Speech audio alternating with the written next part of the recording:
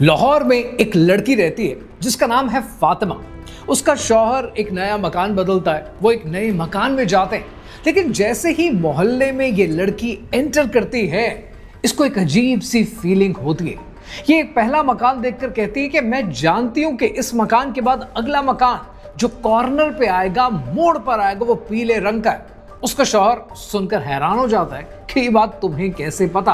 वो कहती है कि इसके बाद यहाँ पर कोने पे एक दरख्त भी है। शौहर फिर हैरान हो जाता है और वो अपने शौहर से कहती है कि मैं इस मोहल्ले में पहले आ चुकी हूँ, पर मुझे सही से याद नहीं है। मुझे लगता है कि सब कुछ पहले हो चुका है, लेकिन मैं भी जानती हूँ कि मैं यहाँ पहले कभी नहीं आई। उसका शौहर कहता है कि इम्पॉसिबल है कि तुम इस मोहल्ले में पहले कभी आई हो, क्योंकि हम पहली बार यहाँ आ रहे हैं। वो लड़की मुकम्मल तौर पर ना गलत थी ना सही थी। उसको जो फीलिंग हो रही थी, ये वो फीलिंग है जो अक्सर आपको होती है, मुझे होती है जिंदगी के मुख्तलिफ मौके पे। कभी कभी ऐसा लगता है कि जो सिचुएशन हो रही है ये पहले हो चुकी है। जहां मैं बैठा हूं, मैं यहाँ पर पहले कभी आया हूं। जिन लोगों से मैं मिल रहा हूं, इन लोगों से मेरी शायद कभी पहले भी मुलाकात हो चुकी है। इस फीलिंग को डेजा वू कहते हैं। ये फ्रेंच जबान का लफ्ज है जिसके मतलब है ऑलरेडी सीन के, पहले से देखा हुआ। आज डेजा वू को एक्सप्लेन करने के लिए दुनिया में 40 से ज्यादा थ्योरीज मौजूद हैं, लेकिन कोई एक भी थ्योरी ऐसी नहीं है जो मुकम्मल तौर पर सही बात आपको बयान करती हो। लेकिन इस्लाम ने आज से 1400 साल पहले एक चीज बयान की थी जिसका ताल्लुक इस फीलिंग के साथ बनता है, लेकिन उस बात को आज तक किसी साइंस वीडियो ने एक्सप्लेन नहीं किया, उसको कभी इंक्लूड नहीं किया गया और किसी ने सीधा इस सवाल के साथ जोड़ने की कोशिश नहीं की कि ऐसा क्यों होता है कि कुछ वाक़े, कुछ इलाके, कुछ लोग और कुछ मकामात जिंदगी में ऐसे होते हैं जो देखे हुए लगते हैं। कहानी क्या है, आइए समझते हैं।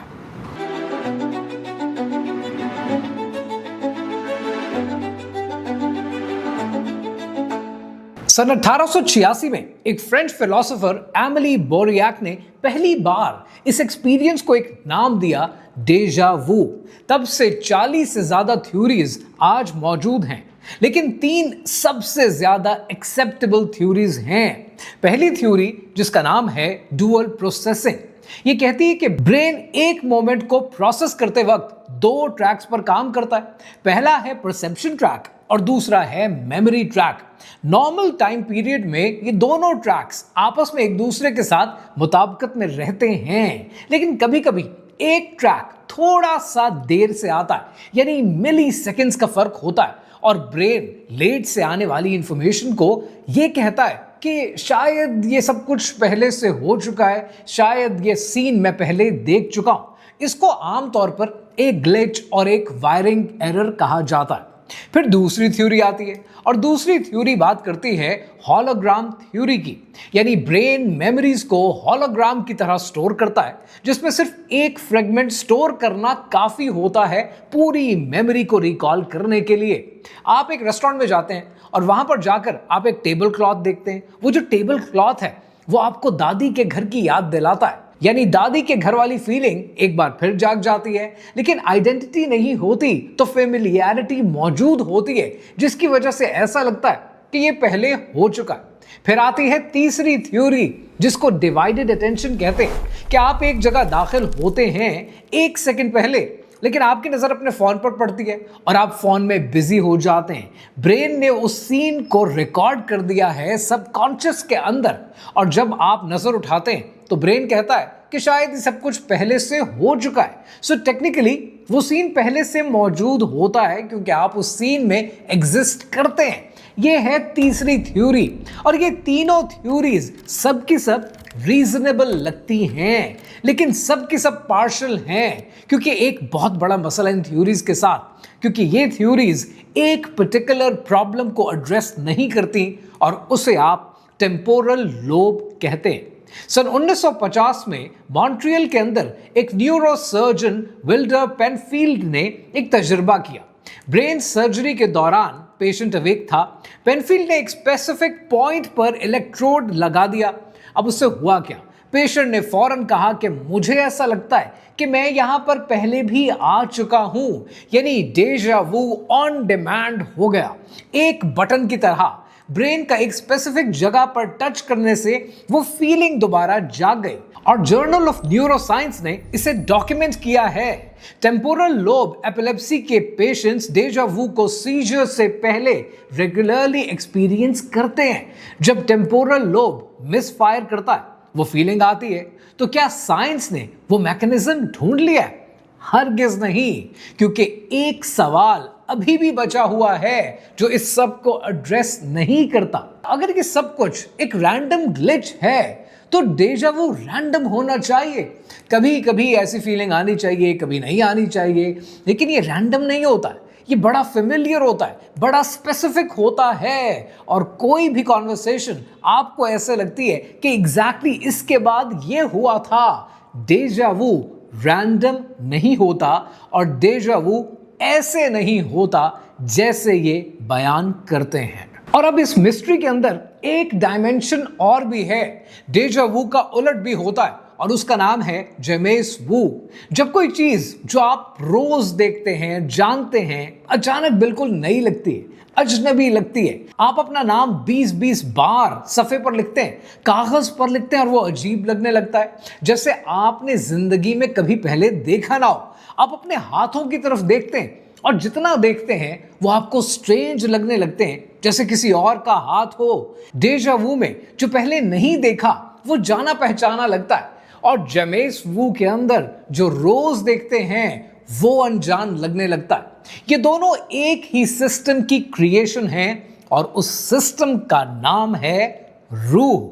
और ये रूह की कहानी क्या है ये मैं अभी एक्सप्लेन करता हूं। सन 2014 में न्यूयॉर्क के अंदर एक बिग थिंक इंटरव्यू ऑर्गेनाइज किया गया। दुनिया के सबसे बड़े थ्योरेटिकल फिजिसिस्ट को बुलाया गया, इकट्ठा बिठाया गया। उनमें से एक मिचियो काको से डेजा वू के बारे में किसी ने सवाल पूछा तो उन्होंने पता है क्या कहा? उन्होंने कहा कि डेजा वू शायद सिर्फ ब्रेन की पुरानी मेमोरीज के फ्रेगमेंट्स हैं, लेकिन क्वांटम फिजिक्स में एक्चुअली पैरेलल यूनिवर्सेस हैं। हम वेव्स हैं, हम वाइब्रेटिंग वेव्स हैं, और ये वेव्स स्प्लिट होती हैं। जब दो यूनिवर्सेस इन फेज हो जाती हैं तो वो ब्रीफली कनेक्ट करती हैं और फिर डीकोहेयर हो जाती हैं, अलग फ्रीक्वेंसीज पर चलने लगती हैं। अब जरा एक मिनट के लिए सोचें, parallel universes, quantum waves, multiple realities, ये सुनने में कितना एक्साइटिंग लगता है, और शायद है भी। लेकिन पहले ये समझें कि उन्होंने कहा क्या। उन्होंने कहा कि डेजा वू इसलिए होता है क्योंकि आपने वो मोमेंट एक पैरेलल यूनिवर्स में एक्चुअली जिया है। लेकिन मिचियो काको ने खुद एक प्रॉब्लम भी बताई है। वो कह रहे हैं कि हम इन पैरेलल यूनिवर्सेस में एंटर नहीं कर सकते क्योंकि हम उनसे डीकोहियर हो चुके हैं, हम अलग फ्रीक्वेंसीज पर हैं। यानी साइंस की सबसे एक्साइटिंग थ्योरी है, और अपनी ही एक्सप्लेनेशन के अंदर उन्होंने कहा है कि हम स्टक हो चुके हैं। पैरेलल यूनिवर्सेस पॉसिबल हैं थ्योरी में, लेकिन इम्पॉसिबल है एक्सेस करने के लिए। तो डेजा वू एक्सप्लेन नहीं होता है। साइंस की लिमिटेशन ये नहीं है कि साइंटिस्ट स्मार्ट नहीं है। साइंस की लिमिटेशन ये है कि साइंस सिर्फ वो देख सकती है जो फिजिकल है, जो मेजरेबल है, जो टेस्टेबल है। और डेजा वू इन क्राइटेरिया पे फिट नहीं होता है, क्योंकि वो सिर्फ जिस्म में नहीं होता, वो रूह में होता है, और रूह साइंस के टूल से मेजर नहीं होती। आज से 1400 साल पहले एक आयत नाजिल हुई जिसमें अल्लाह सुब्हानहू तआला ने एक ही लाइन में दो चीजें कही जिन्हें साइंस आज अलग अलग ट्राई करने की कोशिश करती है। सूरह अल इसरा आयत नंबर 85 में अल्लाह सुब्हानहू तआला ने इरशाद फरमाया, और तुमसे रूह के मुताल्लिक पूछते हैं, तुम फरमाओ रूह मेरे रब के हुक्म से एक चीज है, और ऐ लोगो तुम्हें बहुत थोड़ा इल्म दिया गया है। अब सवाल यह है कि आयत कब नाजिल हुई और क्यों? यहूद ने रसूल अल्लाह सल्लल्लाहु अलैहि वसल्लम से सवाल किया रूह के बारे में कि ये रूह क्या है, कहाँ से आती है। दुनिया के सबसे बड़े इल्म रखने वालों ने पूछा, और अल्लाह सुब्हानहू तआला ने क्या जवाब दिया कि तुम्हें इल्म बहुत थोड़ा दिया गया है। एक लाइन, और 1400 साल के बाद मिचियो काको, दुनिया का सबसे बड़ा सबसे फेमस फिजिसिस्ट, वो क्या कह रहा है? डेजावू के बारे में हम श्योर नहीं हैं। विल्डर पेनफील्ड ब्रेन सर्जरी करते करते इलेक्ट्रोड से डेजावू बनाता है और फिर कहता है कि एग्जैक्टली क्या हो रहा है हम एक्सप्लेन नहीं कर सकते। Neuroscience and bio behavioural reviews in 2023 इन्होंने एक रिसर्च पब्लिश की और वो कहती है the exact mechanism remains unclear. अल्लाह सुब्हानहू तआला ने 7वीं सदी में कह दिया कि रूह के बारे में तुम्हें बहुत थोड़ा इल्म दिया गया है। साइंस 21वीं सदी में कंफर्म कर रही है रूह के बारे में कि हमारा इल्म थोड़ा है। और अब वो सवाल जो इस सब को सॉल्व करता है, इस मिस्ट्री को सॉल्व करता है, और वो सवाल ये है कि ये जो रूह है ये हमारे जिस्म में आने से पहले कहाँ थी? ये रूह हमारे जिस्म में आने से पहले आलमे अरवाह में थी, वो डायमेंशन जहां आपकी रूह इस जिस्म में आने से पहले वजूद रखती थी। और कुरान में इस डायमेंशन का एक वाकया बयान किया गया है जो इस सब को चेंज करके रख देता है।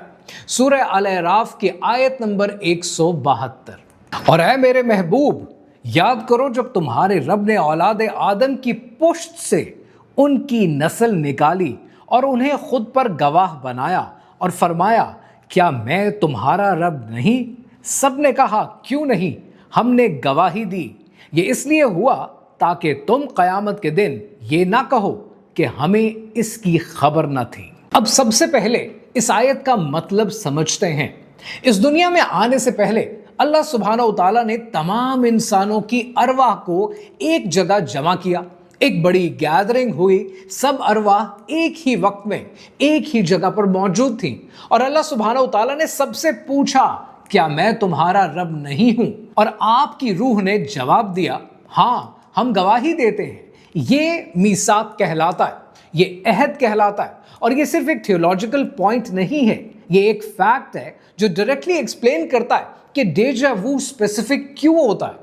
क्योंकि उस गैदरिंग में आपकी रूह मौजूद थी, उस गैदरिंग में कुछ और अरवाह भी थी, उस गैदरिंग में मकामात थे, लम्हे थे, चीजें थी। आपकी रूह ने उन मकामात को देखा है, उन अरवाह को पहचाना है, उन लम्हों में मौजूद रही है। फिर आप दुनिया में आए और दुनिया में आने के बाद आपकी बहुत सी यादें ट्रांसफर नहीं हुई, आपके ब्रेन को वो याद नहीं है लेकिन आपकी रूह को वो याद है। अब हदीस की बात करते हैं। सही बुखारी और सही मुस्लिम दोनों में मौजूद है ये हदीस और हज़रत आयशा रज़ी अल्लाह ताला अन्हा से रिवायत है कि रसूल अल्लाह सल्लल्लाहु अलैहि वसल्लम ने फरमाया कि रूहें एक मौज़्ज़म लश्कर की तरह हैं। जो रूहें पहले से एक दूसरे को जानती थीं, इस दुनिया में मिलकर उनसे उल्फत हो जाती है। जो नाखुश थीं अलग रहती हैं। अब ये बात समझने वाली है कि एक मौज़्ज़म लश्कर यानी सोल्जर्स की तरह जो पहले साथ थे फिर दुनिया में बिखर गए और जब आप मिलते हैं तो रिकग्नाइज करते हैं।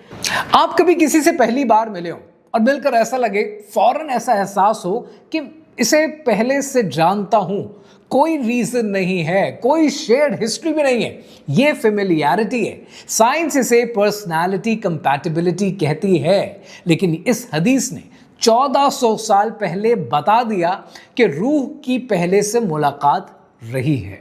इमाम इब्न हजर अस्क़लानी फतहुल बारी में लिखते हैं, जो सही बुखारी के सबसे अथॉरिटेटिव शरह हैं, वो कहते हैं कि अल-खताबी ने लिखा कि इस हदीस में आलम की तरफ इशारा है जहां रूहों को जिस्मों से पहले पैदा किया गया था। जो रूहें वहां एक दूसरे से वाकिफ थीं, उन्होंने दुनिया में आकर एक दूसरे को पहचाना। तो यहां पर एक बात समझ में आती है कि अगर आलमे अरवाह में रूहों को एक दूसरे की पहचान होती है तो आलमे अरवाह में मकामात की भी पहचान हो सकती है, लम्हों की भी पहचान हो सकती है, चीज़ों की भी पहचान हो सकती है। और जब इस दुनिया में कोई चीज़, कोई जगह, कोई लम्हा वो पुरानी रूह वाली मेमोरी से मैच करता है तो वो फ्लैश उठता है, फ्लैश आपके अंदर पैदा होता है और फिर सवाल आता है कि शायद मैं यहाँ पहले आ चुका हूं और इसी को आज आप डेजा वू कहते हैं। अब एक फ्रेमवर्क जो साइंस और इस्लाम दोनों को एक जगह रखता है। आपके ब्रेन में टेम्पोरल लोब में, हिपोकैम्पस में इस दुनिया की मेमोरीज हैं, इस दुनिया की, इस जिस्म की, क्या खाया, क्या पहना, क्या देखा, लेकिन कुरान कंफर्म करता है कि रूह इस जिस्म से पहले की थी। यानी आलम अरवाह में रूह ने चीजें देखी, अरवाह से मिली, मकामात में रही, और वो भी मेमोरीज हैं, वो रूह की मेमोरीज हैं। एक नॉर्मल दिन में दोनों पैरेलल चलते हैं, ब्रेन की मेमोरीज इस दुनिया की और रूह की मेमोरीज उस दुनिया की। दोनों अलग हैं, दोनों खामोश हैं, लेकिन कभी कभी एक लम्हा आता है, कोई चीज, कोई जगह, कोई चेहरा, कोई कॉन्वर्सेशन रूह की उस पुरानी मेमोरी से मैच करती है। एक फ्रैक्शन ऑफ द सेकंड के लिए रूह की मेमोरी ब्रेन के कॉन्शियसनेस में सरफेस पर आती है। एक फ्लैश उठता है कि मैं यहां पहले आ चुका हूं, ये सीन पहले देखा हुआ है, इस इंसान से पहले मुलाकात हो चुकी है। साइंस इसको कहती है टेम्पोरल लोब मिसफायर। ये फ्रेमवर्क कहता है कि वो मिसफायर एक्चुअली एक मोमेंट है जब ब्रेन की वायरिंग और रूह की मेमोरी ब्रीफली एक दूसरे को टच करती है। साइंस मैकेनिज्म डिस्क्राइब कर रहा है और इस्लाम मीनिंग दे रहा है। और अब जब आपके जिंदगी में जमेस वू होता है और वो वापस आता है, तो अगर डेजावू को देखें तो वो रूह की पुरानी मेमोरी का इस दुनिया में आना है और जमेस वू इस दुनिया की पुरानी चीज का रूह को नहीं लगना है। यानी अगर आप अपना हाथ देखें, अचानक आपको अनजाना लगता है क्योंकि रूह का वजूद उस हाथ के वजूद से पहले का है। आलम अरवाह ने उसने नहीं देखा था, तो रूह के लिए यह हाथ कभी कभी बिल्कुल एक नई चीज लगता है। दोनों एक्सपीरियंसेस एक ही हकीकत के दो चेहरे हैं। रूह इस जिस्म में कैद है, कभी कभी बाहर झांकती है और कभी कभी अंदर खींचती है। अब एक और चीज जो डेजावू के ज्यादा आने के वक्त से कनेक्ट होती है, सूरह अज़-ज़ुमर की आयत नंबर 42 में अल्लाह सुब्हानहू तआला ने इरशाद फरमाया, जिसका मफहूम है कि अल्लाह रूहों को कब्ज करता है मौत के वक्त, और जो नहीं मरती उन्हें नींद में। ये जो नींद है, ये बड़ा इंटरेस्टिंग एलिमेंट है। नींद में रूह वापस जाती है जिस्म को छोड़कर, और उलमा कहते हैं कि आलम अरवाह के करीब जाती है, आलम बरज़ख के करीब। सुबह जब आप उठते हैं तब रूह वापस आती है, और रिसर्चर्स ने नोट किया है कि डेजा वू सुबह के वक्त ज्यादा होता है। विविड ख्वाब देखने वालों को ये ज्यादा कॉमनली होता है। साइंस कहती है कि ब्रेन सुबह सुबह जब आप उठते हैं तब ग्रॉगी होता है, मेमोरी सिस्टम पूरी तरह से सिंक नहीं होता, और ये फ्रेमवर्क कहता है कि रूह अभी ट्रांजिशन में है, वो दरवाजा पूरी तरह बंद नहीं हुआ है। उस ट्रांजिशन में कुछ यादें, कुछ ग्लिम्पसेस अभी भी सरफेस पे आती हैं। डेजा वू उस खुलते हुए दरवाजे का एक लम्हा है। अब आखिर में एक इंपॉर्टेंट बात कि अल्लाह सुब्हानहू तआला ने सूरह अल अराफ की आयत नंबर 172 के अंदर एक रीजन दिया है। अल्लाह सुब्हानहू तआला ने मीसाक का रीजन दिया है, और ये रीजन मैटर करता है क्योंकि अल्लाह सुब्हानहू तआला ने कहा है, जिसका मफहूम है कि ताकि तुम क़यामत के दिन ये ना कह सको कि तुम बेखबर थे। यानी कोई इंसान ये ना कह सके कि मुझे पता नहीं था। हर इंसान की रूह पहले से जानती है, हर इंसान की रूह उस दिन की गवाह है, और जब वो रूह इस जिस्म में आई वो याद गुम हो गई, लेकिन ख़त्म नहीं हुई है। इसीलिए हर इंसान की फितरत में एक खाली जगह होती है जो पैसे से नहीं भरती, जो शोहरत से नहीं भरती, जो रिलेशनशिप से नहीं भरती, जो इस दुनिया की किसी चीज से नहीं भरती, क्योंकि वो जगह आलम अरवाह वाली है, वो अल्लाह की मार्फत की जगह है। और डेजा वू सिर्फ एक साइकोलॉजिकल या फिजियोलॉजिकल फिनोमिनन नहीं है, वो उस खाली जगह का एक सिग्नल है, एक दूर से आती हुई आवाज है जो एक पल के लिए सरफेस पे आती है और कह रही है कि तुम पहले भी यहां थे और तुमने एक वादा अपने रब से कर रखा है।